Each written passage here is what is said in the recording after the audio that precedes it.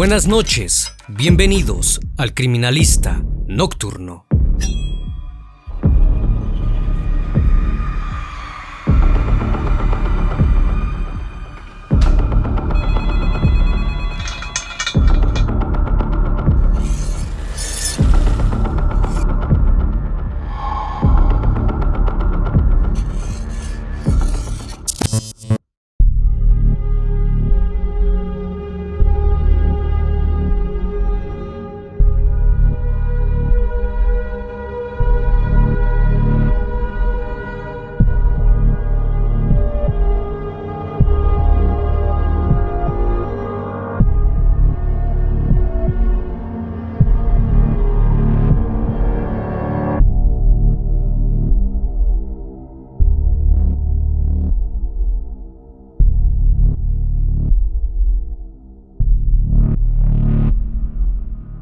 La casa de color rosa, ubicada en la transitada calle Olivia, del centro de la ciudad de Asunción, Paraguay, se convirtió en la inesperada protagonista a lo largo y ancho del país, cuando las autoridades policiales descubrieron que allí había ocurrido un hecho macabro. El 8 de octubre de 2018, los vecinos que esperaban el bus frente a la casa percibieron que el lugar emanaba un nauseabundo olor. Al acercarse a la puerta de entrada, notaron una enorme cantidad de moscas allí reunidas. Era evidente que dentro de la casa algo se encontraba en estado de descomposición. El Criminalista Nocturno. La inmediata respuesta de la policía, frente al aviso de los vecinos por el llamativo descubrimiento, puso en marcha uno de los casos más conmovedores que todos los ciudadanos de Paraguay siguieron con atención. En la casa mencionada yacían 5 cuerpos, una familia completa que estaba conformada por 3 adultos y 2 niños de 4 y 6 años. Fue víctima de un múltiple asesinato y luego los enterraron en su propio hogar. Las preguntas eran demasiadas y los indicios escasos. Pronto se supo que se encontraban ante una de las investigaciones más confusas que debió enfrentar la justicia paraguaya. Una investigación que arrojó como principal sospechoso a otro habitante más de la casa, Bruno Marabel. El joven de 19 años fue detenido ese mismo día. En todo momento negó haber sido el autor del quíntuple homicidio, y aunque solo declaró bajo determinadas condiciones, dejó en evidencia que su capacidad para distorsionar la realidad era innegable. Las constantes contradicciones en sus declaraciones y los indicios que los investigadores pudieron recolectar del lugar de los hechos permitieron incriminarlo. La casa que en algún momento alojó a Dalma Rojas Rodas, Elba Rodas, Julio Rodas y los 2 niños, actualmente es conocida como la Casa del Horror y es la única testigo de uno de los más atroces crímenes del país. Pero ¿cuál era la relación que Bruno Marabel tenía con la familia asesinada?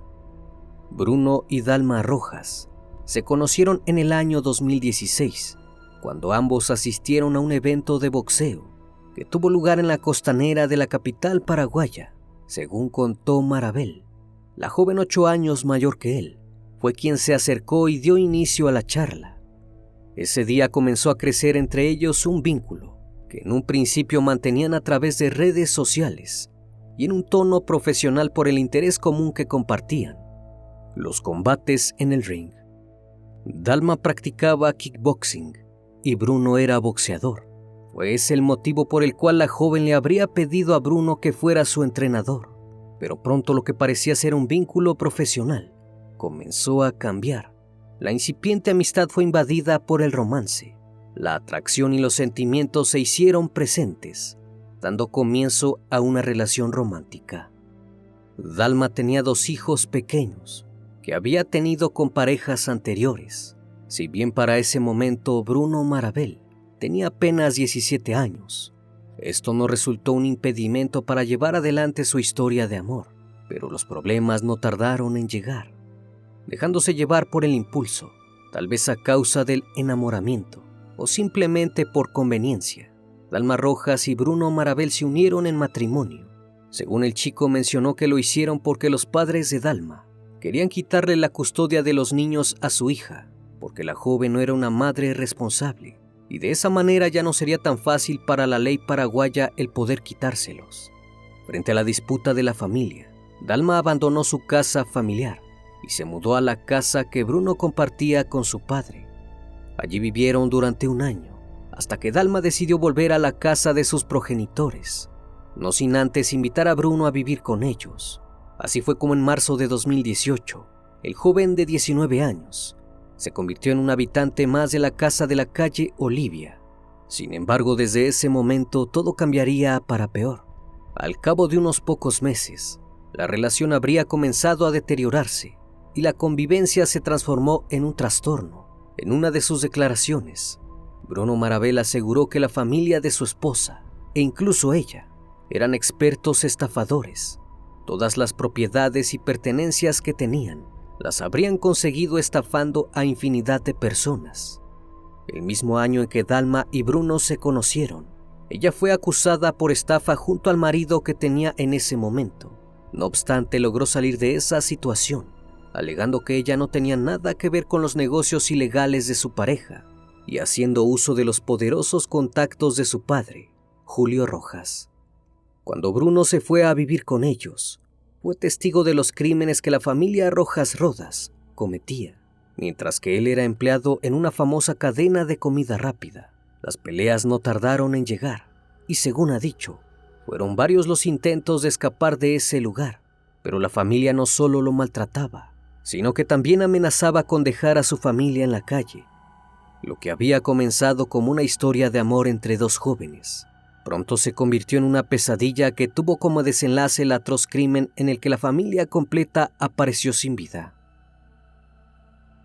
El 8 de octubre de 2018, los vecinos de la calle Oliva, en el centro de Asunción, alertaron a las autoridades ante el fétido olor que salía de la casa ubicada metros antes de llegar a la intersección con la calle Montevideo. En el interior de la casa no había nadie que les diera acceso, pero el olor que expedía era evidente. Podía sentirse desde muy lejos. La policía entró por la fuerza a la casa y enseguida hallaron una escena terrorífica y el causante del mal olor. Detrás de la puerta de entrada, apenas cubierto por algunos escombros, se encontraron con el cuerpo de alguien. Luego sabrían era Julio Rojas. Sin perder tiempo, revisaron todo el lugar. Hacia el fondo del patio la tierra parecía haber sido removida hacía poco. Comenzaron las excavaciones y descubrieron una fosa que contenía los cuerpos de Dalma, Elba y uno de los niños. A unos metros, otro de los pequeños también había sido enterrado. Los cuerpos eran irreconocibles debido al estado de putrefacción que presentaban. El asesino había utilizado cal como acelerante para el proceso de descomposición y hacía amortiguar más el olor. A simple vista se podían observar que todos habían perdido la vida a causa de un arma blanca. La primera hipótesis de los expertos aseveraban que los cuerpos llevaban allí enterrados entre 7 y 15 días. Por lo tanto, el crimen habría sido cometido en los últimos días de septiembre. A medida que la cuadrilla policial avanzaba en la intervención del lugar, la escena se fue volviendo cada vez más terrorífica. Los indicios dejaban al descubierto que el atroz crimen había sucedido en el lugar. Varios de los muebles y objetos en el interior de la casa presentaban manchas de sangre, pero había algo que llamó poderosamente la atención de las autoridades. Aún había alguien viviendo allí. El habitante que faltaba en aquella casa era Bruno Marabel. El joven de 19 años se encontraba en su lugar de trabajo al momento del allanamiento, pero fue advertido por sus amigos de la situación, quienes lo llamaron por teléfono en cuanto supieron lo que estaba sucediendo. Bruno pidió permiso a su supervisor para retirarse antes. Se dirigió a la casa de su padre para tomar algunas de sus pertenencias y en un intento de escapatoria pretendió cruzar la frontera argentina. Sin embargo, la policía logró capturarlo antes de que lograra su cometido. Al momento de su detención, Bruno Marabel se negó una y otra vez a declarar frente a la justicia. Solo accedió a dar una entrevista exclusiva al canal nacional Telefuturo. Todo sucedió en la cárcel, donde lo visitaron 2 periodistas y su abogado. Durante la entrevista, aseguró que la última vez que había visto a Dalma y a su familia había sido 3 semanas antes del 28 de septiembre. Nadie había mencionado hasta el momento esa fecha. Únicamente se barajaba como hipótesis que el crimen habría ocurrido ese día, entre los investigadores y algunos medios. En ese instante, Bruno se dio cuenta del error que había cometido y se notó nervioso y titubeante. Sus gestos corporales daban cuenta que decía una mentira detrás de la otra, siempre contestando de inmediato, sin ni siquiera intentar recordar algún hecho. Oportunamente tenía una respuesta para todo. En ningún momento se mostró conmovido por la terrible manera en la que su pareja y su familia habían fallecido. Por el contrario, se le notó inmutable, sin demostrar ninguna emoción. Estaba en estado de shock. Lo que es peor aún, se dedicó a hablar con profundo rechazo hacia ellos. Aseguró que él y Dalma estaban pasando por un mal momento de pareja. Agregó que llevaban alrededor de 6 meses intentando ponerle fin a la relación, para abandonar la casa donde sufría un constante maltrato y era víctima de amenazas. Pero su objetivo no podía cumplirse, porque Dalma le decía que de irse, ella y su familia dejarían al padre de Bruno en la ruina. A medida que la entrevista avanzaba, las contradicciones en su discurso se hacían cada vez más frecuentes. Cuando efectivamente los periodistas le preguntaron qué había hecho la noche del 28 de septiembre, Bruno dijo que había salido de trabajar alrededor de las 2 de la mañana y que luego había ido a su casa a cambiarse, demorando tan solo unos minutos. Posteriormente le había enviado un mensaje a una de sus amigas del trabajo para tomar algo. Cuando su amiga respondió que sí, partió a encontrarse con ella y con algunos amigos más. Bruno aseguró que estuvieron en una famosa discoteca del centro de la ciudad hasta las 6 de la mañana y luego fue a dormir a la casa de la chica. Al otro día fue a trabajar con normalidad. Afirmó además que en ningún momento del día se cruzó con ningún integrante de la familia, ya que ellos no se encontraban en la casa. Según él, la familia llevaba varios días descansando en su casa de campo en Luque, como solían hacerlo con frecuencia. Cuando tuvo que responder por qué habrían asesinado a la familia, dijo que para él se trataba de un ajuste de cuentas, debido a la cantidad de enemigos que habían acumulado a lo largo de las estafas que cometieron.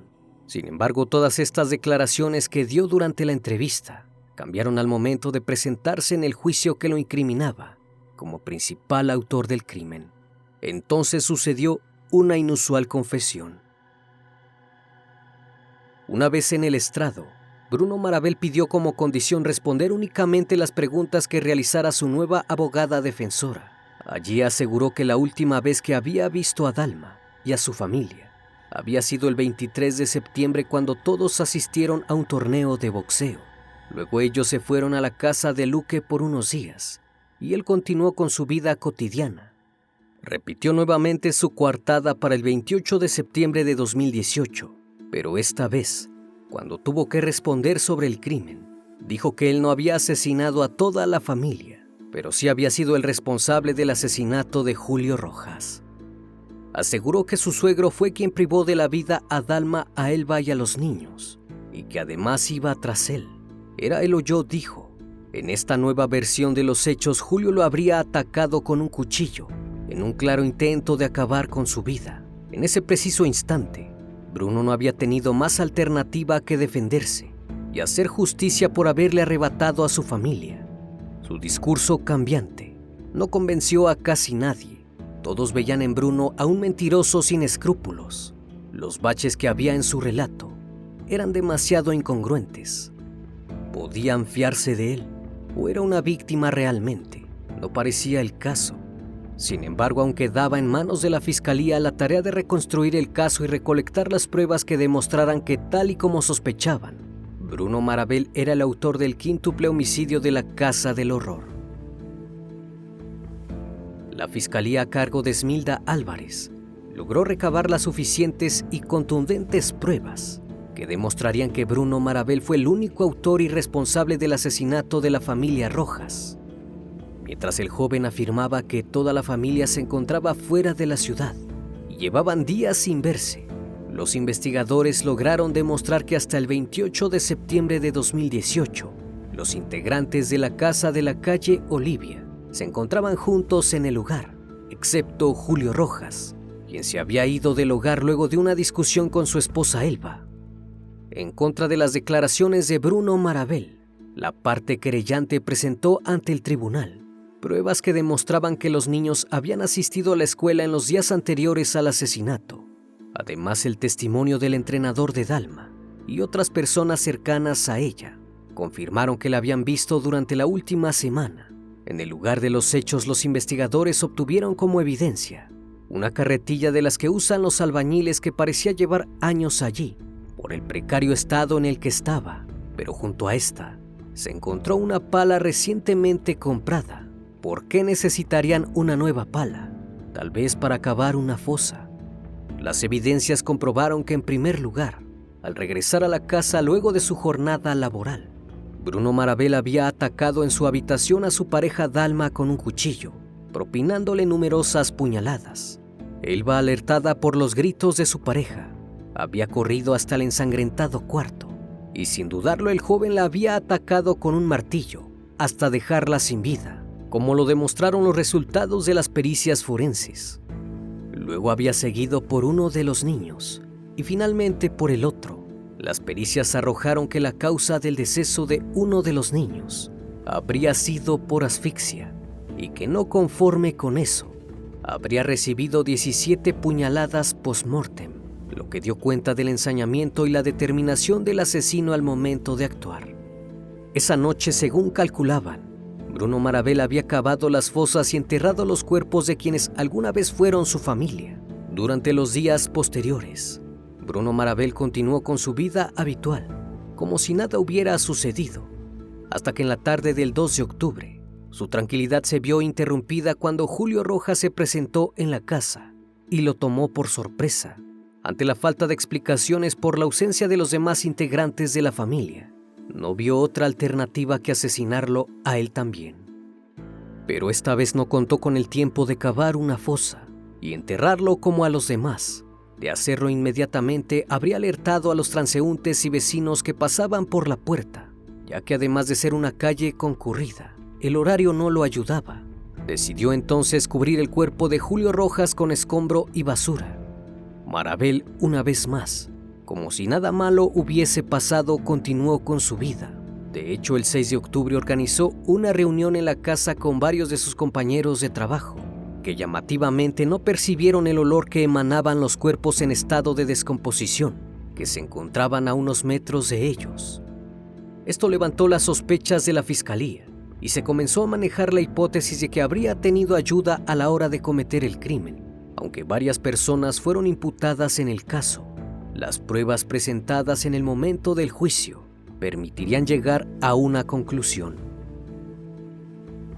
A medida que la fiscalía fue presentando cada una de las pruebas que incriminaban a Bruno Marabel, su estado se veía cada vez más comprometido.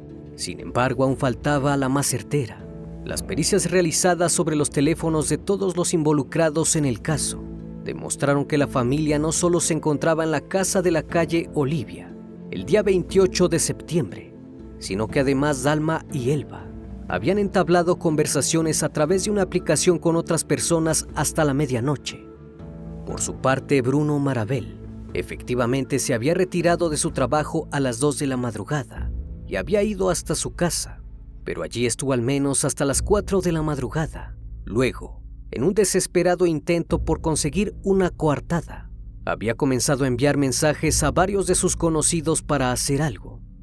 Sin ir más lejos, Marabel le había enviado un mensaje de voz a su jefa para pedirle el número de teléfono de una compañera. Ese audio fue presentado por la fiscalía como prueba, ya que su voz no solo sonaba agitada, sino que además se puede oír de fondo la voz de uno de los niños, una voz agonizante que le pregunta: ¿qué hiciste? Un detalle que dejó a todos atónitos y que nunca logró resolverse es el siguiente. En la riñonera de Julio Rojas se encontraron extrañas y escalofriantes notas, escritas en papeles de servilletas. En una se lee "Ayuda niños" y en otra las letras DB. ¿A qué se debía eso? ¿Cuándo las había escrito? ¿Tenía que ver con todo el caso o fue una terrible casualidad? El futuro de Bruno Marabel estuvo determinado por él mismo desde el momento en el que decidió llevar a cabo el macabro asesinato que acabó con la vida de una familia completa. Sin embargo, para alcanzar la justicia que merecían, aún estaba en manos del tribunal decidir su culpabilidad. Antes de llegar al juicio, Marabel se vio envuelto en otra polémica. Fue atrapado utilizando redes sociales e incluso amenazando a la expareja de Dalma Rodas, quien vive actualmente en el exterior. Su familia no estuvo exenta de ocupar titulares de varios periódicos. Su hermana se dedicaba a vender drogas y se le acusa de generar el caos en la localidad en la que vive, donde amenaza a vecinos a punta de machete. Finalmente, tras 2 años de investigaciones, hipótesis, confusiones, mentiras y certezas, llegó el momento de la verdad. El 2 de noviembre de 2020, luego de poco más de un mes de duración del juicio oral y público, al que fue sometido Bruno Marabel por el hecho punible de homicidio doloso contra 5 víctimas, el tribunal de sentencia lo halló culpable y único autor del crimen, agregando que además actuó con ensañamiento y premeditación. Con relación al motivo del horrendo accionar, son 2 hipótesis las que se manejaron, una pasional y otra con fines económicos, aunque según algunos investigadores, no se descarta tampoco que todo pueda deberse a un pacto de satanismo, tal como mencionaron las otras personas investigadas en calidad de cómplices. Bruno, al parecer, habría manifestado que debía cumplir una promesa, tatuarse la imagen de San la Muerte por un beneficio que había obtenido. De un modo o de otro, ya con 21 años, Marabel fue condenado con la pena máxima que existe en Paraguay, 30 años de cárcel, más 10 años como medida de seguridad. Indiferente como se demostró siempre, Bruno Marabel escuchó la lectura de su sentencia, sin expresar emociones, e incluso dejó ver que tenía sueño y que deseaba descansar. Una prueba más de que el caso de Bruno Marabel tiene como protagonista a una bestia, que según indicaron las pericias psiquiátricas y psicológicas que se le realizaron, sería capaz de volver a cometer un delito semejante. Por otro lado, muchos expertos lo catalogan como un asesino serial y se muestran alarmados por un extraño fenómeno. Al parecer, desde que está cumpliendo su pena, Bruno Marabel empezó a recibir cartas de mujeres que se consideran sus fans y hasta se estima que gozó del privilegio de las visitas íntimas, lo que habría llevado al embarazo de una de esas mujeres. Es lógico que un hombre con estas características pueda recibir la visita de mujeres que, sin saberlo, quizás estén exponiéndose de modo peligroso. Al parecer, aún encerrado, Bruno Marabel aún va a dar mucho de qué hablar.